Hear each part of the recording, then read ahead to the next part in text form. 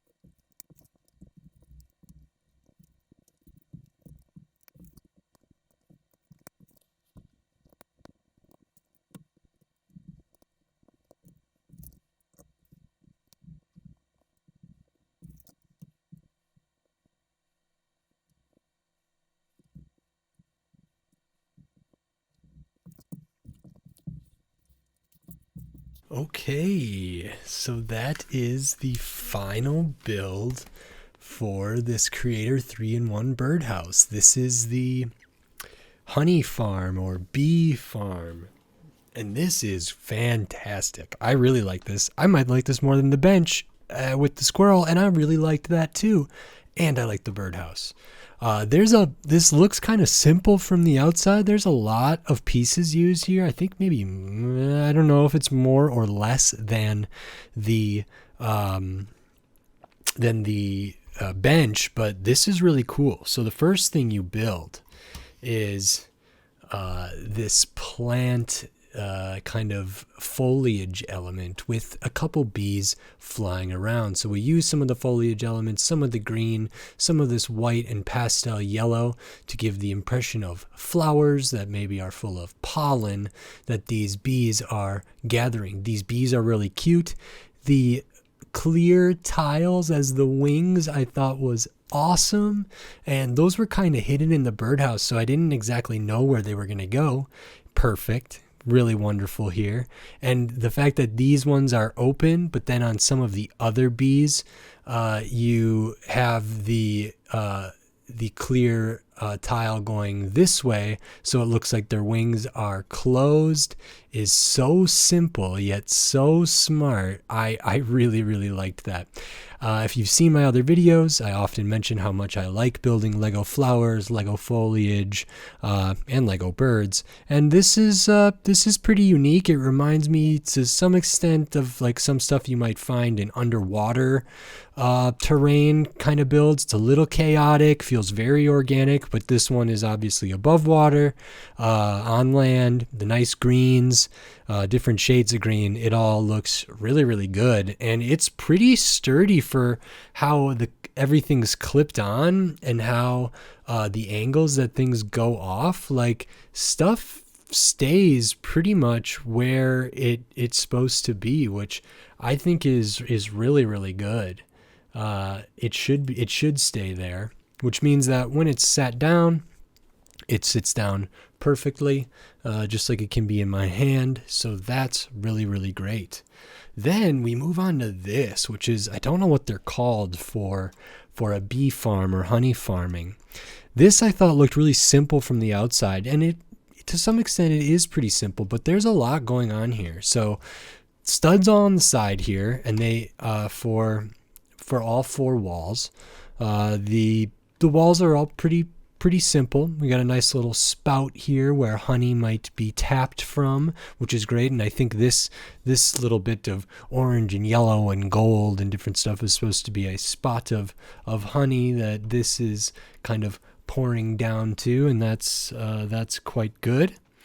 And then inside, we have another little side build, and it has some more parts that I was like when I built the treehouse. In the treehouse, in the stand, a good portion of it uses these translucent yellow, kind of golden, translucent clear bricks, 1x2 bricks, and they're all hidden in that birdhouse set, like build, and they are used wonderfully to be this block of honeycomb. And then, like I mentioned, we have two more bees, but these bees, their wings are going this way because they're on their honeycomb in their little hive. And so this can be taken out as it's displayed here on the instruction booklet, but it also fits really nicely back into the hive. And there's a couple jumper plates at the bottom that this can just stick right to. And then the way that this all comes together to make the roof of this, which I thought was really cool and nicely built, attached well, looks good, solid roof, a lot of parts in this roof, more than I thought. And these just slide right in between here, give it a nice close there. So that's really, really cool.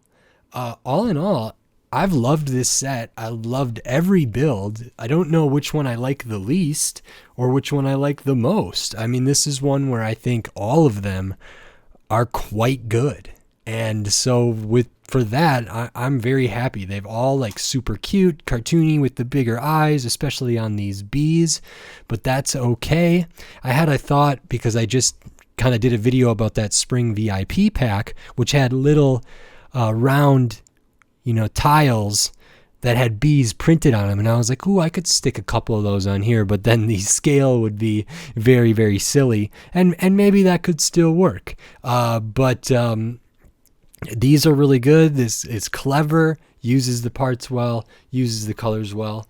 Neither the bench or the this one really use like a ton of the colors from the birds. The bench had a little bit of flower looking parts that use some of the blues and the reds in there.